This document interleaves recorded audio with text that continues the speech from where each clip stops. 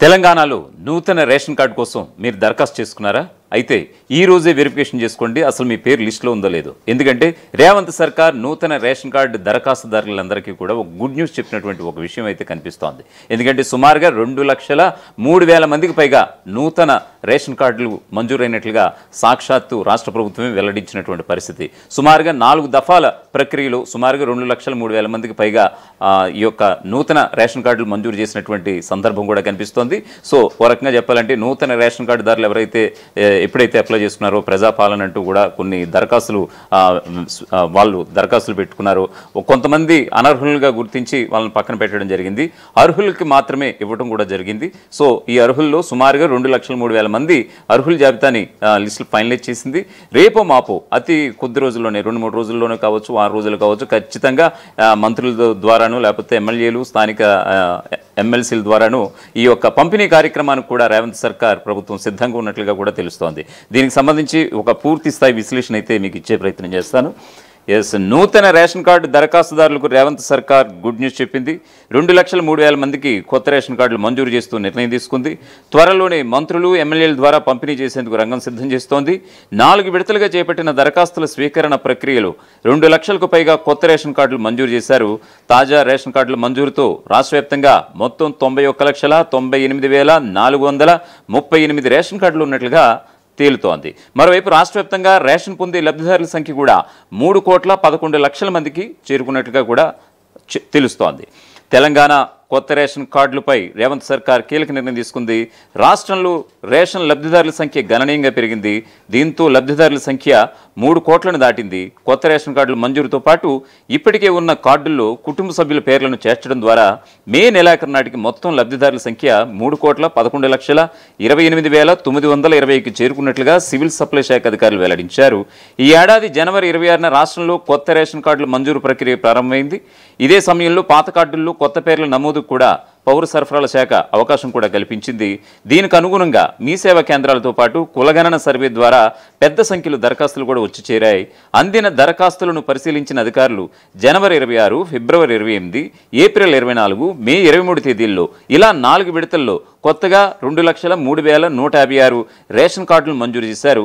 అలాగే 9 విడతల్లో పాత కార్డుల్లో 29,81,356 మంది కొత్త సభ్యుల పేర్లను కూడా నమోదు చేశారు. రేషన్ కార్డుల మంజూరు ఒక నిరంతర ప్రక్రియ అని, ఇంకా పెద్ద సంఖ్యలో పరిశీలించాల్సిన దరఖాస్తులు కూడా ఉన్నాయని ఇటు పౌర సరఫరాల శాఖ అధికారులు కూడా చెప్తున్నటువంటి పరిస్థితి కనిపిస్తోంది. ఇక వాళ్ళు చేసినటువంటి సర్వే కులగణన సర్వే ప్రకారం రాష్ట్రంలో మొత్తం కుటుంబాల సంఖ్య 1,15,71,457 కుటుంబాలు ఉన్నట్లుగా తెలుస్తోంది. ప్రస్తుతం పాతవి కొత్తవి కలిపి ఇలా మొత్తం 91,98,438 ఆహార భద్రతా కార్డులు కూడా ఉన్నాయి. అవే రేషన్ కార్డులు. ఇది మొత్తం కుటుంబాల్లో 79.49% కుటుంబాలకు రేషన్ కార్డులు ఉన్నాయని ఆ విషయాన్ని ధృవీకరిస్తోంది. తెలంగాణలో ఉచిత సన్న బియ్యం పథకం ప్రారంభమైన వేళ వీరందరికీ కూడా ప్రభుత్వం ద్వారా లబ్ధి చేకూరబోతోంది. కొత్తగా మంజూరైన రేషన్ కార్డుల మంజూరు పత్రాలను స్థానిక మంత్రులు ఎమ్మెల్యేల ద్వారా లబ్ధిదారులకు అందించాలని రాష్ట్ర ప్రభుత్వం యోచిస్తున్నట్లుగా సమాచారం. ఈ కార్యక్రమాన్ని రాష్ట్ర ప్రభుత్వం అట్టహాసంగా నిర్వహించబోతున్నట్లుగా తెలిసింది. ఇక తెలంగాణ ప్రభుత్వం రేషన్ లబ్ధిదారులకు సన్న బియ్యాన్ని పంపిణీ చేయడం ద్వారా నాణ్యమైన ఆహారాన్ని అందిస్తోంది. ఇది లబ్ధిదారులకు పౌష్టికాహారాన్ని అందించి వారి జీవన ప్రమాణాలను మెరుగుపరచడంలో కీలక పాత్ర పోషిస్తుందని సర్కార్ భావిస్తోంది. ఇప్పటి వరకు వచ్చిన దరఖాస్తులను పంచాయతీ కార్యదర్శులు, మున్సిపల్ సిబ్బంది సర్వే నిర్వహించారు. దరఖాస్తుదారులకు సంబంధించిన వివరాలను ప్రభుత్వం తీసుకొచ్చిన ప్రత్యేక యాప్కు అనుసంధానం చేశారు.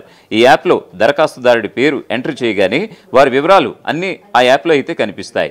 దరఖాస్తుదారుల ఆదాయ స్థితిగతులు, గతంలో రేషన్ కార్డు ఉందా, తల్లిదండ్రుల పేరిట గల రేషన్ కార్డులో పేర్లున్నాయా తదితర అంశాలను అధికారులు, సిబ్బంది సర్వే చేస్తూ వారు చెప్పిన అంశాలను యాప్లో పొందుపరుస్తూ వచ్చారు.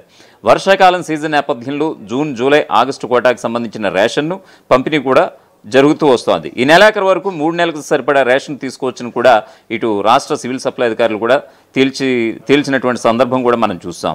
ప్రభుత్వం సన్నబియ్యం పంపిణీ చేస్తుండటంతో లబ్ధిదారులు మొదటి రోజు నుంచే క్యూ కడుతున్నారు. కోట తెచ్చి 5-6 రోజుల్లోకే ఖాళీ అవుతోంది. రెండో విడత బియ్యం కోసం కార్డుదారులు ఎదురుచూస్తున్నారు. ఏప్రిల్ నెలలో సన్నబియ్యం పంపిణీ ప్రారంభం కావడంతో 90% మంది తీసుకున్నట్లుగా అధికారులు వెల్లడించారు. ఈ నెలలో లబ్ధిదారుల సంఖ్య పెరగవచ్చునని, గత నెలలో డీలర్లు సరిపడా కోటా తీసుకోకపోవడంతో కొంతమందికి రేషన్ దొరకలేదని, ఈ నెల అందరికీ వచ్చేలా డీడీలు చెల్లించినట్లుగా వెల్లడించారు. సన్నబియ్యం పంపిణీ నుంచి రేషన్ దుకాణాలు జనంతో కిక్కిరిసిపోతున్నాయి. పీడీఎస్ బియ్యం అక్రమ దందాకు చిక్కుపడిందని ఇటు డీలర్లు సైతం చెబుతున్నారు. ఇక నూతన రేషన్ కార్డు దరఖాస్తుదారులకు రేవంత్ సర్కార్ గుడ్ న్యూస్ చెప్పినట్టుగానే అయింది. అంటే దాదాపుగా 2,03,000 మందికి కొత్త రేషన్ కార్డులు మంజూరు చేసినటువంటి సందర్భం అయితే ఖచ్చితంగా కనిపిస్తుంది.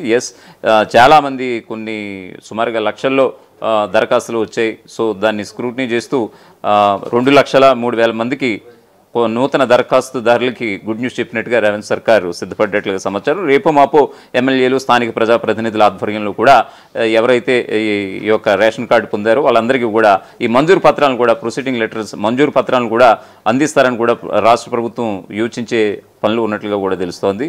సో ఏదేమైనా సరే ఈ యొక్క 4 విడతలుగా చేపట్టిన దరఖాస్తుల స్వీకరణలో 2,03,000కు పైగా కొత్త రేషన్ కార్డులు అయితే మంజూరయ్యాయి. రాష్ట్ర వ్యాప్తంగా మొత్తం అంటే తాజా కార్డులతో కలిపి 91,98,438 రేషన్ కార్డులు ఇప్పుడు తెలంగాణలో ఉండబోతున్నాయి.